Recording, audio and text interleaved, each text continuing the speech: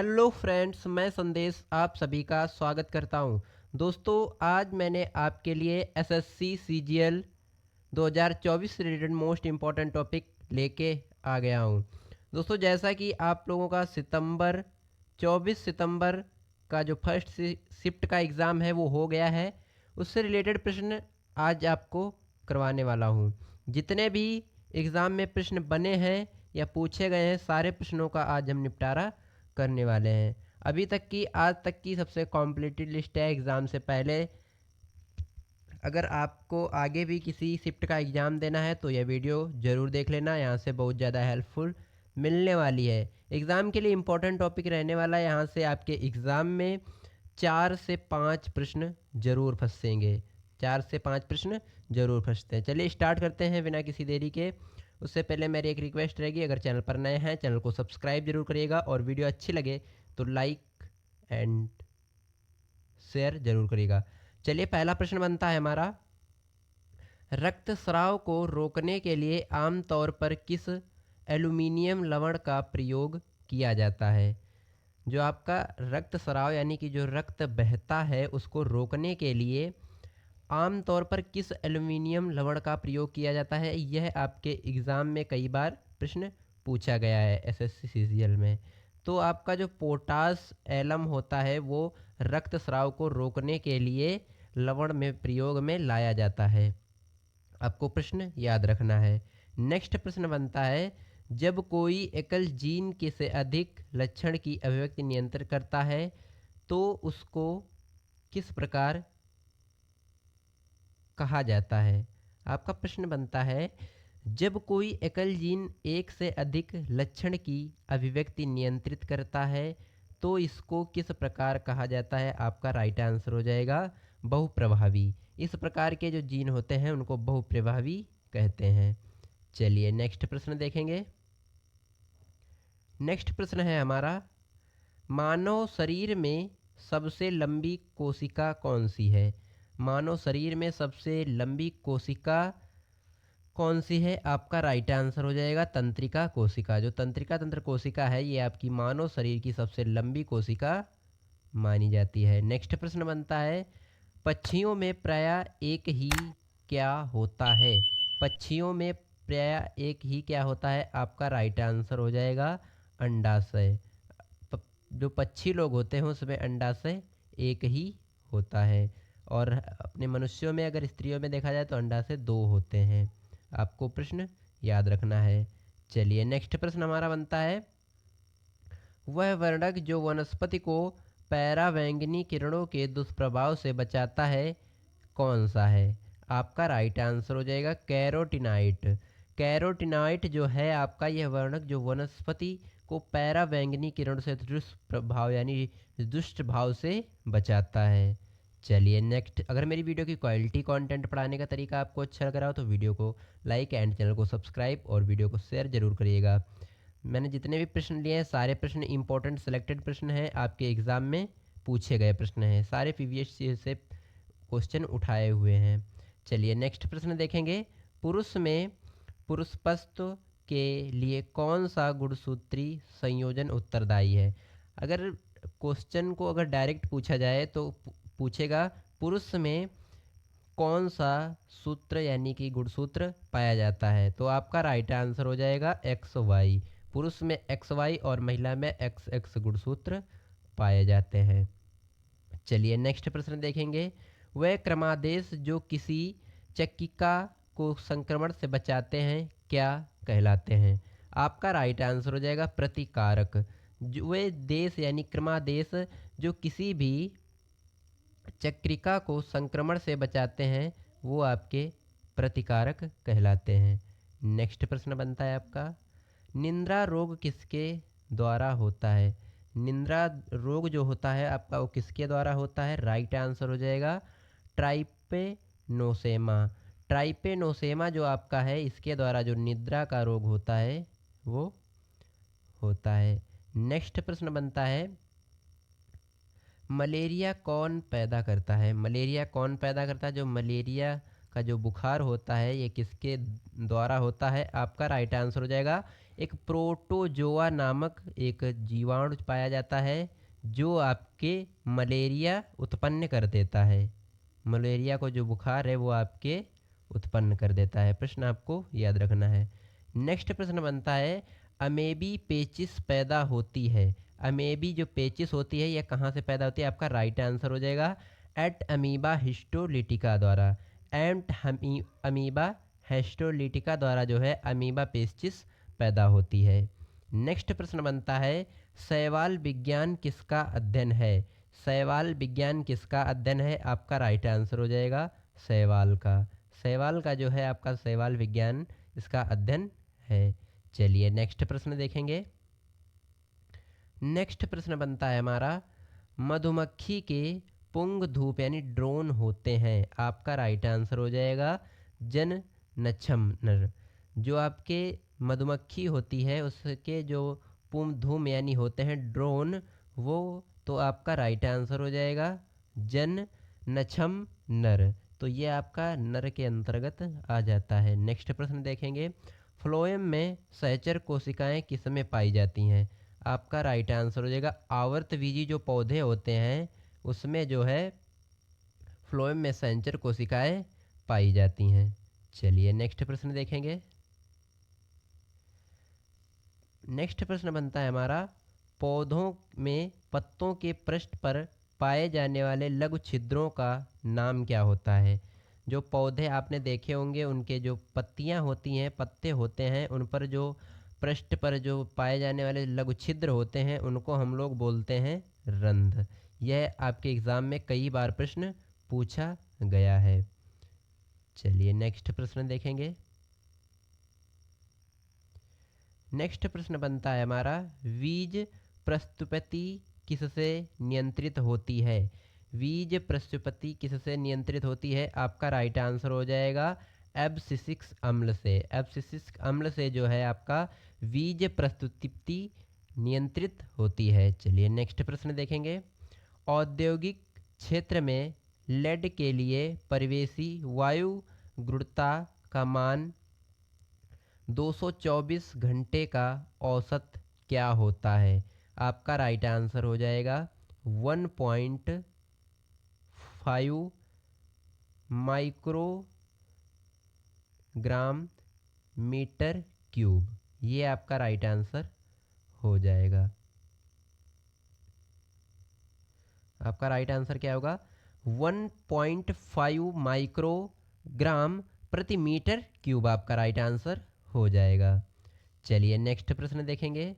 सामान्यतः प्रयोग किए जाने वाला मसाला लवंग किससे प्राप्त होता है? आपका जो घरों में ये जो लौंग मसाला होता है किससे प्राप्त किया जाता है? आपका राइट आंसर हो जाएगा पुष्पकली। पुष्पकली से प्राप्त किया जाता है। आपको याद रखना है, कई बार आपके एग्जाम में ये प्रश्न पूछा भी गया है। चलिए नेक्स्ट प्रश्न हम लोग देखेंगे। भूमि का जल मूल स्रोत तक किस दबाव से पहुंचता है? आपका राइट आंसर हो जाएगा परासरण दबाव से। जो आपकी भूमि का जो जल मूल रोमों तक, जो भूमि के नीचे मूल रोमों तक दबाव के कारण ही यानी परासरण दबाव के कारण ही पहुंचता है। नेक्स्ट प्रश्न देखेंगे। एक आलू कंद को आधे भाग से काटा गया। इसमें एक कटे भाग के पृष्ठ में आयोडीन विलेन की कुछ बूंदें गिराई गई। इसके किस रंग का परिवर्तन देखा जा सकता है? आपका राइट आंसर हो जाएगा अगर कटे हुए आलू पर अगर आयोडीन विलेन की कुछ बूंदें मिला दी जाएं तो आपका इसमें क्या होगा? भूरे से नीलाभ काला यानी कि भूरे से काला जो रंग हो जाता है उसका, वो आपको परिवर्तन उसमें दिखाई यानी कि दिखाई पड़ेगा। चलिए नेक्स्ट प्रश्न देखेंगे। गिफन तथा घटिया माल पर विचार करते समय हमें यह ज्ञात होता है कि गिफन माल घटिया ही आवश्यक होगा।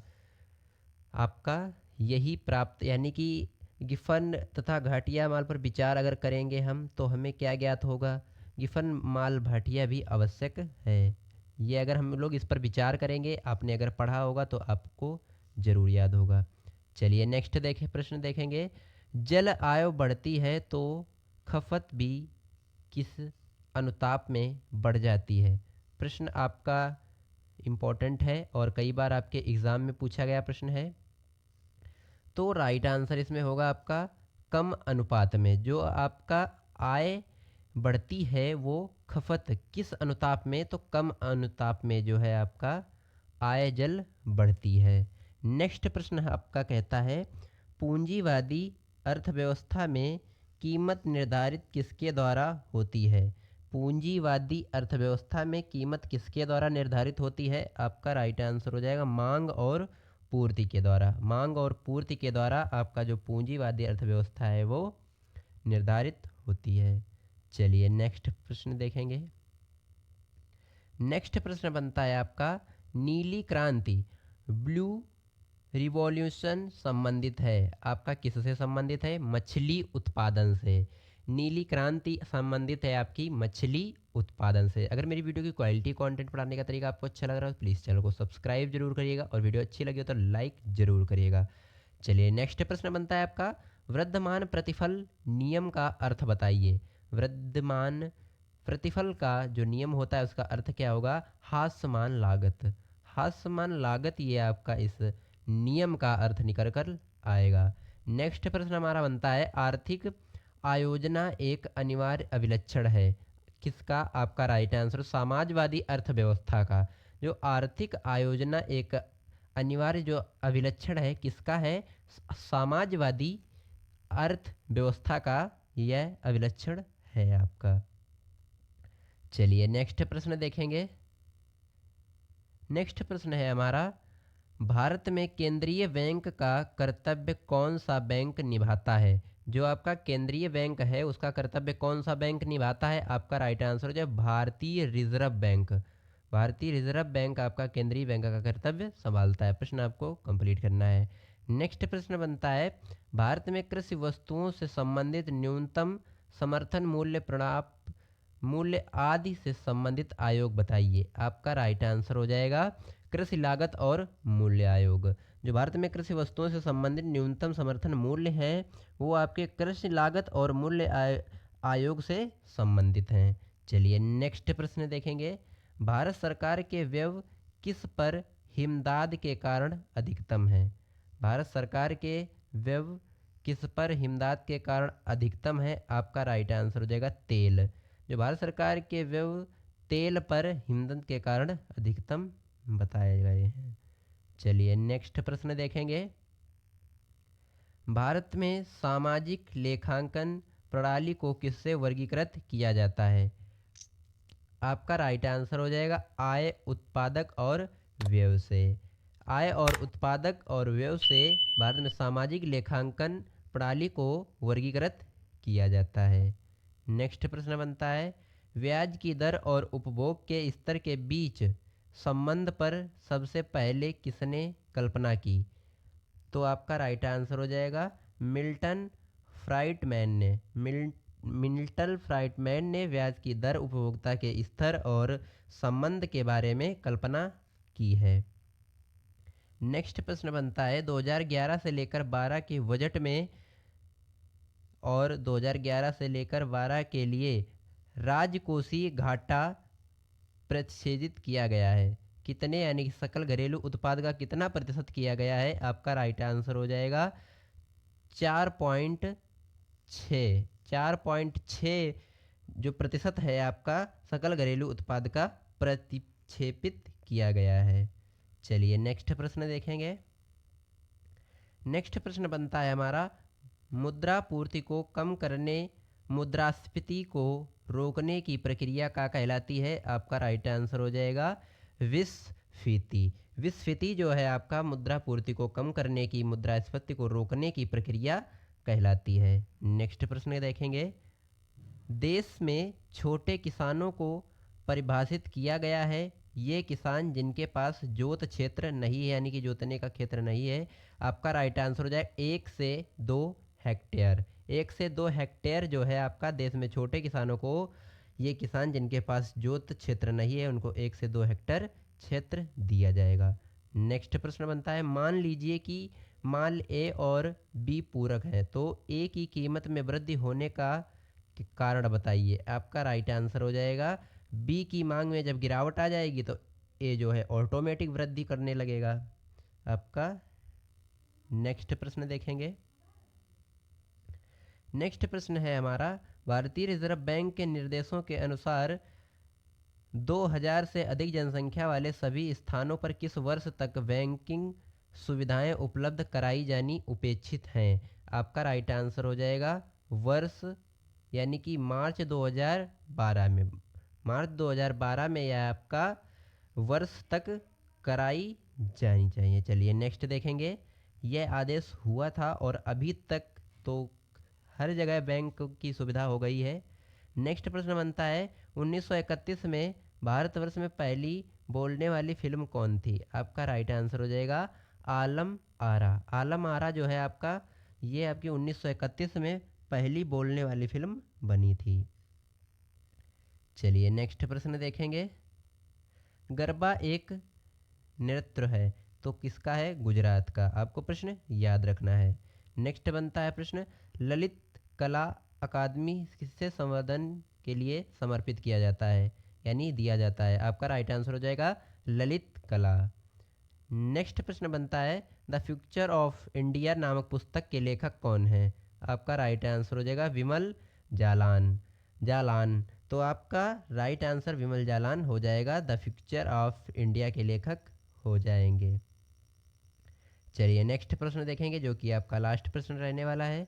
केंद्रीय खाद्य प्रौद्योगिकी और अनुसंधान संस्था CFTRI कहाँ पर स्थित है। आपका मैसूर है। मैसूर में आपका केंद्रीय खाद्य प्रौद्योगिकी तथा अनुसंधान संस्था CFTI स्थिति है।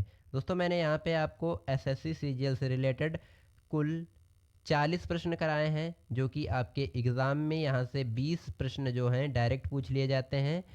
आप किसी भी कॉम्पिटिटिव एग्ज़ाम की तैयारी करते हैं वहाँ के लिए यह प्रश्न काफ़ी ज़्यादा हेल्पफुल रहने वाले हैं। अगर मेरी वीडियो की क्वालिटी, कंटेंट, पढ़ाने का तरीका आपको अच्छा लगा हो तो प्लीज़ चैनल को सब्सक्राइब जरूर करिएगा और बेल आइकन प्रेस कर लीजिएगा ताकि हमारी वीडियो का नोटिफिकेशन आप तक जल्दी से पहुँचता रहे। चलिए मिलते हैं किसी नेक्स्ट वीडियो में, तब तक के लिए जय हिंद जय भारत।